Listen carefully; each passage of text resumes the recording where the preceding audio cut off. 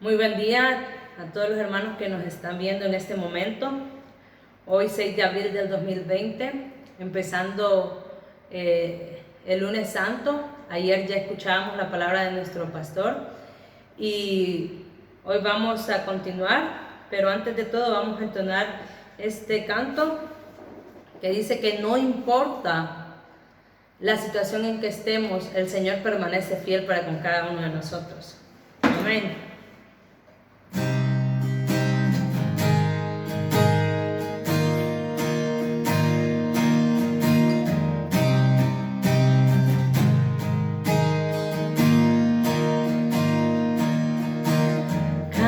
Caminaré por el fuego y por la oscuridad. Caminaré por las aguas, no me vencerán y no me vencerán. Caminaré por las pruebas y el valle del temor. Caminar en la tormenta y no me vencerá y no me vencerá. Dios es fiel, Él puede, es más grande que el gigante que puede enfrentar. Por siempre firme estaré, pues tuyo, Dios, en el trono estás.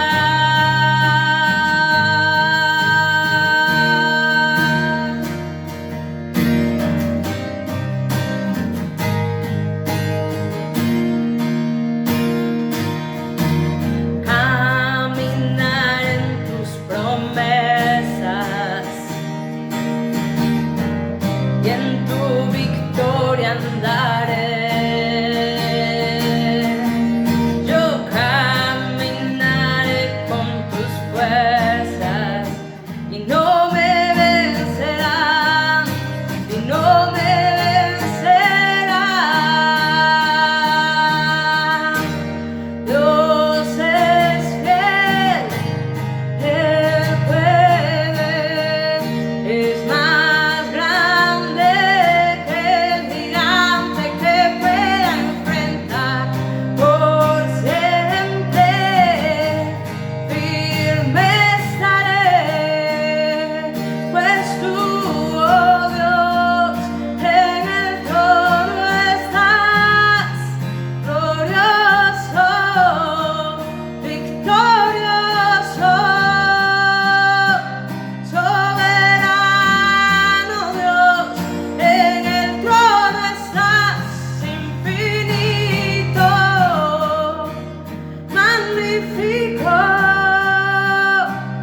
soberano Dios, en el trono estás, glorioso, victorioso,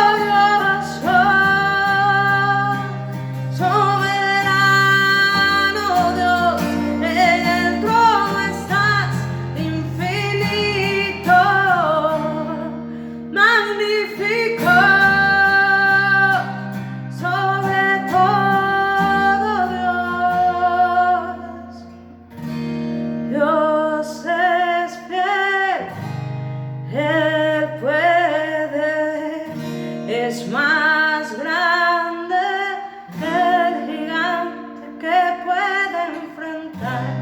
Por siempre firme estaré, pues tú, oh Dios, en el trono estás. Gracias, Señor, te damos porque sabemos de que tú tienes el control sobre todo, Señor, sobre cada uno de nosotros.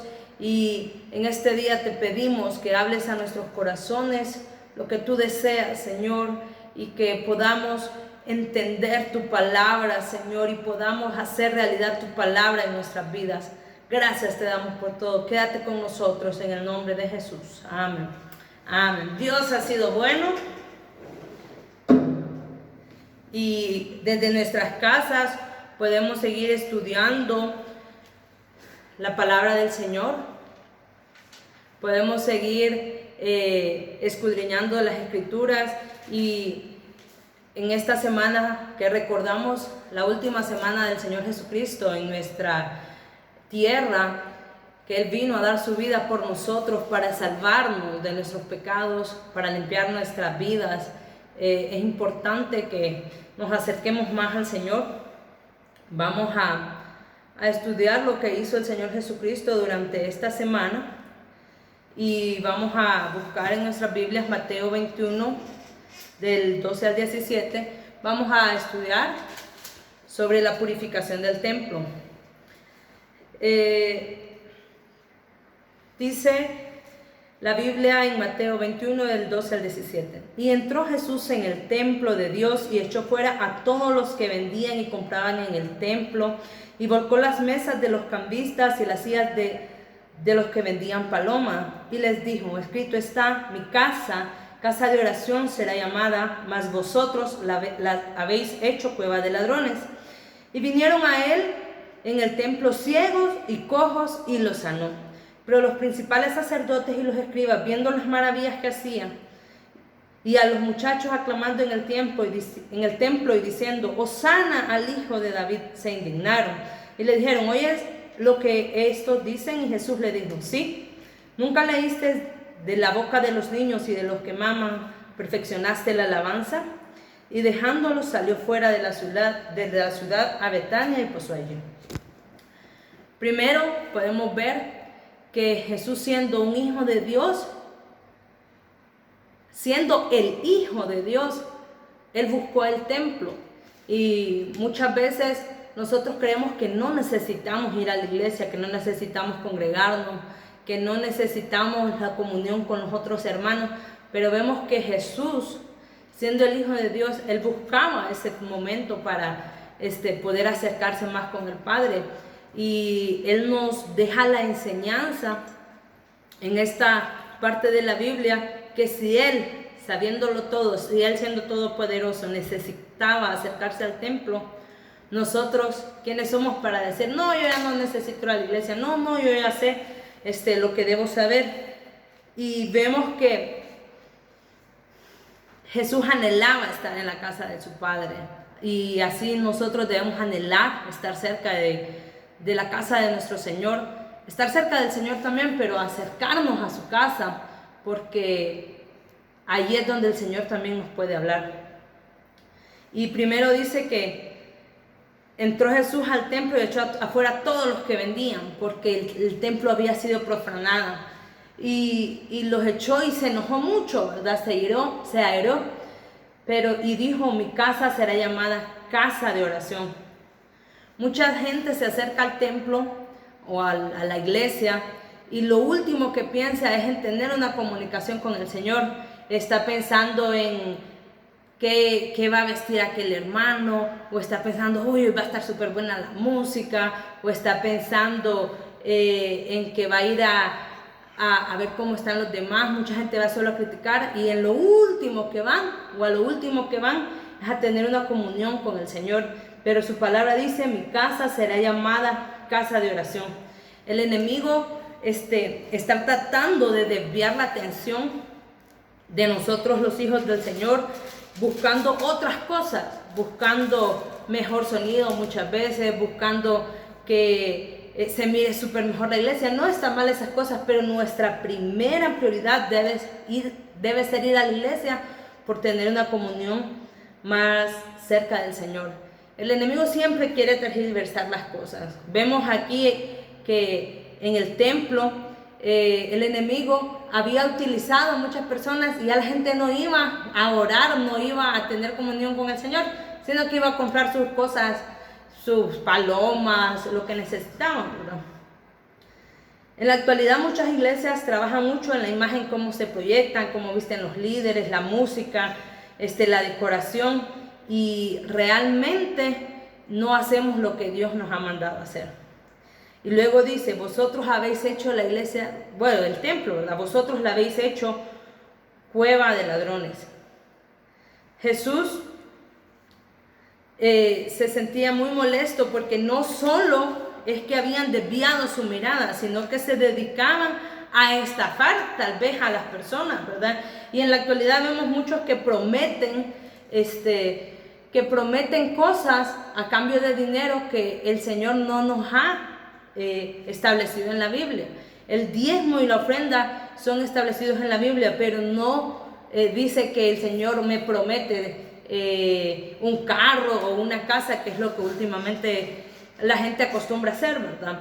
Entonces tenemos que escudriñar bien, que nuestra mirada esté puesta en el Señor, que nosotros lo que hacemos esté puesto en el Señor, que cuando nosotros vayamos a la iglesia, nuestro corazón esté puesto, esté con el propósito que el Señor quiere.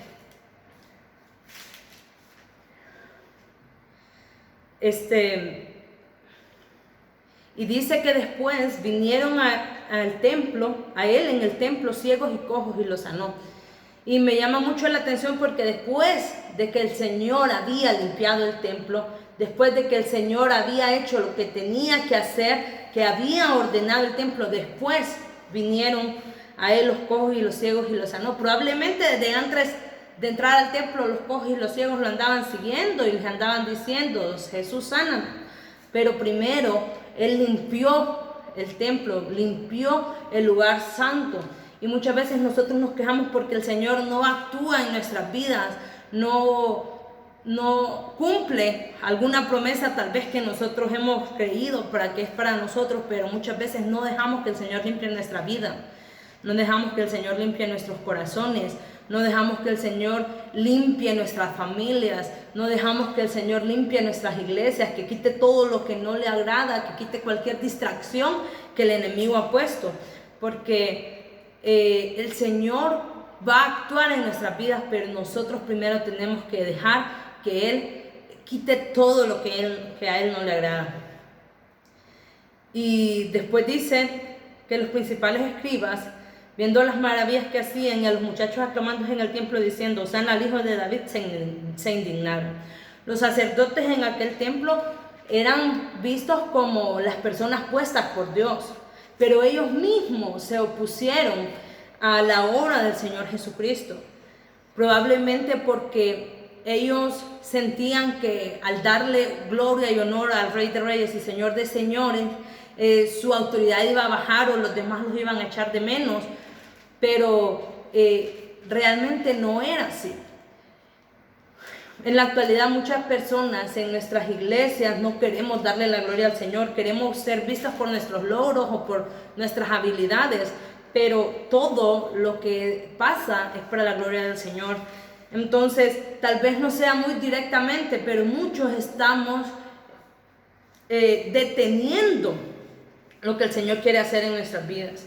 Y aquí estamos, vemos los sacerdotes supuestamente eran puestos por Dios, pero ellos se opusieron y no reconocieron que Jesucristo era el Mesías. Por lo que nosotros debemos orar para que el Señor nos muestre qué está siendo piedra de tropiezo en nuestras iglesias o en nuestras familias para poder acercarnos al Rey de Reyes y Señor de Señores. Es importante saber que nuestra vida debe estar limpia, nuestra casa debe de estar limpia, no debe de haber malos entendidos en medio de nosotros, porque de eso se aprovecha el enemigo para poder desviar nuestra mirada. Nuestra mirada debe estar puesta en Dios y nosotros nos debemos acercar a Él, no para pedirle un favor, sino realmente porque necesitamos de Él para honrarlo, para orar y para tener una comunión con Él. Esto se habla en Mateo, pero en el mismo pasaje o en la misma historia en Juan añade una parte más que me gustaría leerla, porque dice, Y los judíos le respondieron y le dijeron, ¿qué señal nos muestra ya que haces esto? Cuando Jesús desalojó a todas las personas. Entonces Jesús respondió y les dijo, destruid este templo y en 3 días lo levantaré. Dijeron luego los judíos, en 46 años fue edificado este templo y tú en 3 días lo levantarás. Mas él hablaba del templo de su cuerpo. Por tanto, cuando resucitó de entre los muertos, sus discípulos se acordaron que había dicho esto y creyeron la escritura y la palabra que Jesús había dicho. En este pasaje también es muy bonito porque Jesús profetiza acerca de su misma vida, acerca del sacrificio que él había venido a hacer a esta tierra y que se cumplió en esa misma semana, en unos cuantos días. Y dice que ese templo lo iba a reedificar en 3 días. Y vemos que Jesús murió y al tercer día resucitó para darnos vida eterna. Entonces está en nosotros el aceptar que Jesús trabaja en nuestras vidas, el aceptar que Él limpia nuestras vidas, el aceptar el sacrificio que Jesucristo hizo en la cruz derramando su sangre por nosotros. Está en nosotros hacerlo hoy, porque estamos viviendo tiempos difíciles y como dice la palabra, el día ni la hora, nadie sabe. Le damos gracias al Señor porque en esta pequeña porción que habla cuando Jesús hizo este desalojo en el templo podemos aprender muchas cosas, pero ese mismo día dice él hizo otras cosas y vamos a leer en Marcos 11 del 12 al 14 y del 20 al 26. Dice: la maldición de la higuera estéril. Al día siguiente, cuando salieron de Betania, tuvo hambre. Y viendo de lejos una higuera que tenía hojas, fue a ver si tal vez hallaba en ella algo. Pero cuando llegó a ella, nada halló sino hojas, pues no era tiempo de higos. Entonces Jesús dijo a la higuera: nunca jamás coma nadie fruto de ti. Y lo oyeron sus discípulos. Y en el 20 dice: y pasando por la mañana vieron que la higuera se había secado desde las raíces. Entonces Pedro, acordándose, le dijo: Maestro, mira, la higuera que maldijiste se ha secado. Respondiendo Jesús les dijo: tened fe en Dios, porque de cierto os digo que cualquiera que dijere a este monte: quítate y échate en el mar, y no dudare en su corazón, sino creyere que será hecho lo que dice, lo que diga le será hecho. Por tanto, os digo que lo que pidiereis orando, creed que lo recibiréis y os vendrá.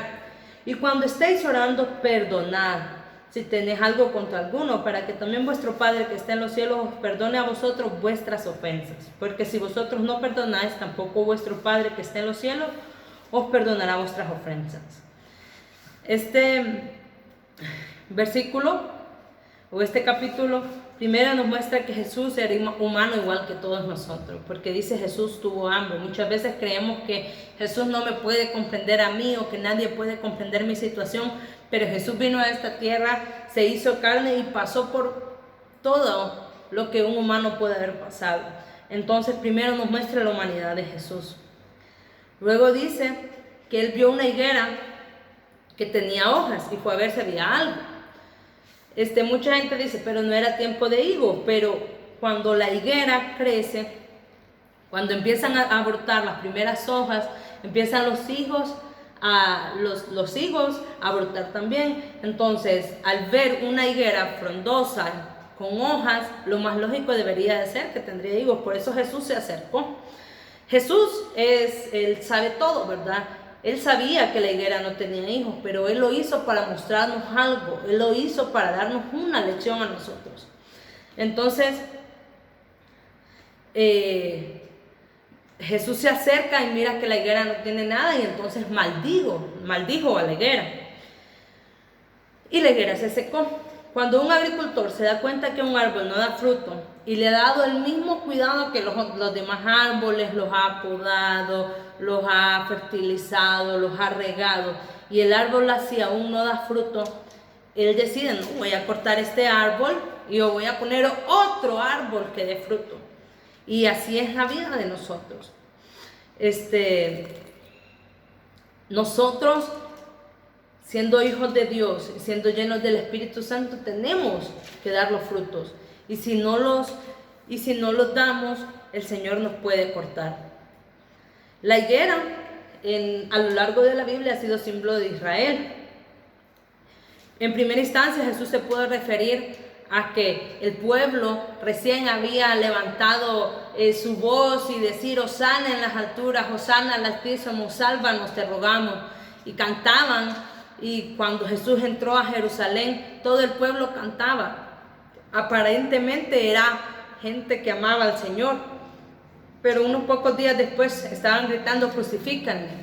¿Qué quiere decir? Que en su corazón no había un arrepentimiento, que en su corazón no había amor todavía.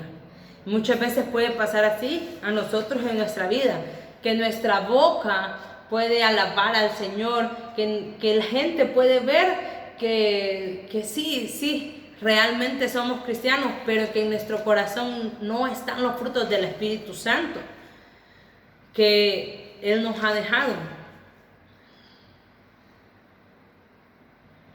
Tenemos que estar vigilantes, no solo del testimonio, que si bien es cierto es muy importante, sino realmente de nuestro corazón, porque muchas veces las personas viven de lo que dice la gente, ¿verdad? Pero no viven la palabra en sus vidas. Dice la Biblia: no todo el que me dice Señor, Señor entrará en el reino de los cielos, sino el que hace la voluntad de mi Padre que está en los cielos. Muchos me dirán en aquel día: Señor, Señor, ¿no profetizamos en tu nombre, y en tu nombre echamos fuera demonios, y en tu nombre hicimos muchos milagros? Y entonces les declaré: nunca os conocí, apartados de mí, hacedores de maldad. ¿Qué quiere decir aquí? Que no solo porque tengamos un gran ministerio vamos a ser salvos, porque lo más importante es que nuestro corazón y nuestra mente esté dando los frutos que el Señor quiere. Aparte de eso, Jesús nos da otra lección importante cuando maldijo la higuera. Primero dijo: desierto, desierto.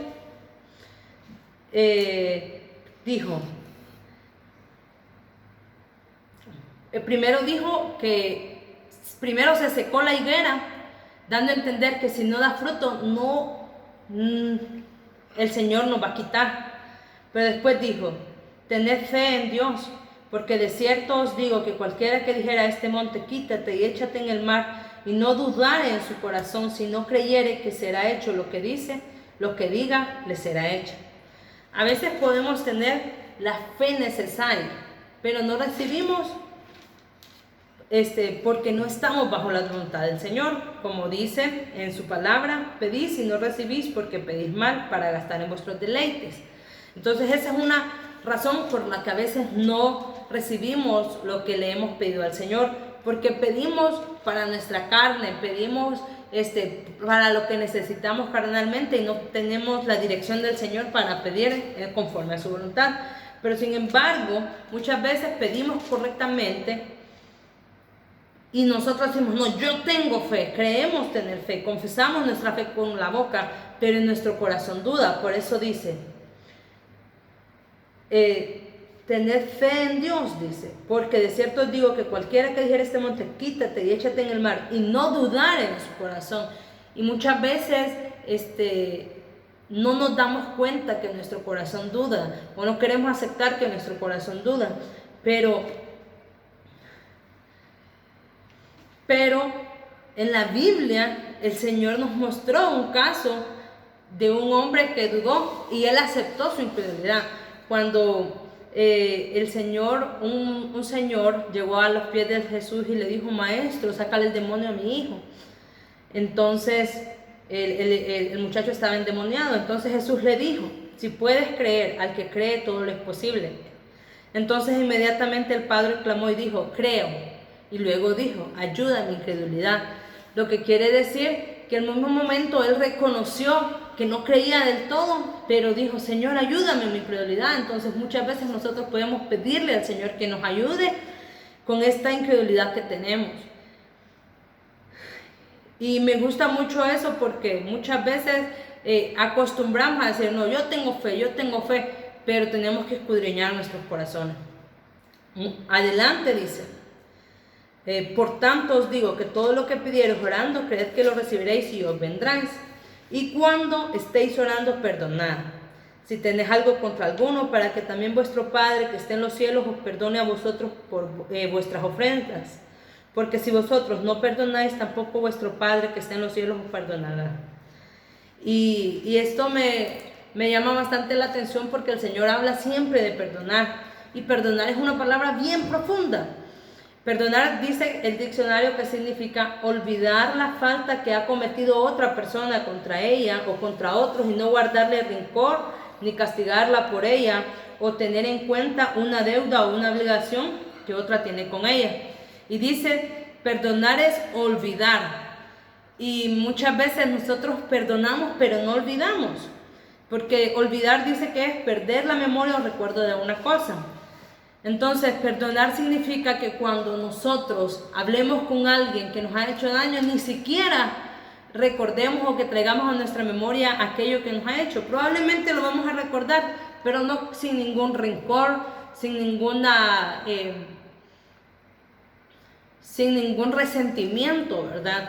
Entonces, hay que perdonar y sin condición, porque muchas veces decimos, no, yo lo perdoné, pero no me la vuelve a hacer. O yo lo perdono a esta persona, pero no me voy a volver a juntar con él. No, yo lo perdono, pero ningún favor le vuelvo a hacer. Entonces realmente no estamos perdonando como el Señor nos lo pide, porque el Señor nos perdonó nuestros pecados, los echó en el fondo del mar, no se acordó de ellos, nos amó con amor eterno y nos ha dado salvación.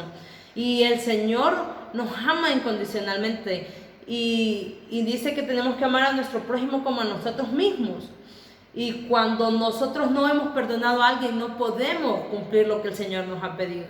Así que hay que amar a los que nos hacen daño, hay que amar a los que nos maldicen, porque, bueno, vamos a leer aquí en la Biblia que dice, ¿qué mérito tenemos si amamos a los que nos aman? Eso cualquiera lo hace. Entonces nosotros tenemos que mostrar la diferencia como hijos de Dios. Dice en Lucas 6 del 27 al 36, dice, el amor hacia los enemigos es la regla de oro. Pero a vosotros, los que oís, os digo, amad a vuestros enemigos, haced bien a los que os aborrecen. Bendecid a los que os maldicen y orad por los que os calumnian. Al que te hiere en una mejilla, preséntale también la otra. Y al que te quite la capa, ni aun la túnica le niegues. A cualquiera que te pide, dale. Y al que tome lo que es tuyo, no pidas que te lo devuelva. Y como queréis que hagan los hombres, y como queréis que hagan los hombres con vosotros, así también haced vosotros con ellos. Porque si amáis a los que os aman, ¿qué mérito tenéis? Porque también los pecadores aman a los que los aman. Y si hacéis bien a los que os hacen bien, ¿qué mérito tenéis? Porque también los pecadores hacen lo mismo. Y si prestáis a aquellos de quienes esperáis recibir, ¿qué mérito tenéis? Porque también los pecadores prestan a los pecadores para recibir otro tanto. Amad pues a vuestros enemigos y haced bien y prestad, no esperando nada de ello nada. Y será vuestro galardón grande y seréis hijos del Altísimo, porque Él es benigno para con los ingratos y malos. Sed pues misericordiosos como también vuestro Padre es misericordioso. Entonces, así, en conclusión, muchas veces nosotros podemos aparentar estar bien con el Señor, podemos aparentar buenos frutos o podemos aparentar de lejos, ¿verdad? Que nuestra vida está bien, que somos un ejemplo, pero los frutos que estamos demostrando reflejan lo que realmente somos. Si amamos a nuestros enemigos, si podemos perdonar a los que nos maldijeron, podemos bendecir a los que nos maldijeron, perdonar todos los daños que nos han hecho y aún así amar con el amor incondicional que el Señor nos amó. Y si no es así, este es el tiempo que reflexionemos en nuestras vidas, en nuestra conducta, en nuestra forma de llevar, porque a eso nos ha llamado el Señor. Nadie es perfecto, todos tenemos errores, pero trabajamos cada día en nuestras debilidades, trabajamos cada día en lo que nos hace falta para poder acercarnos al Señor. Así que espero que hayan recibido la palabra del Señor esta noche y que pueda dar fruto en cada una de nuestras vidas. Muchas gracias, bendiciones.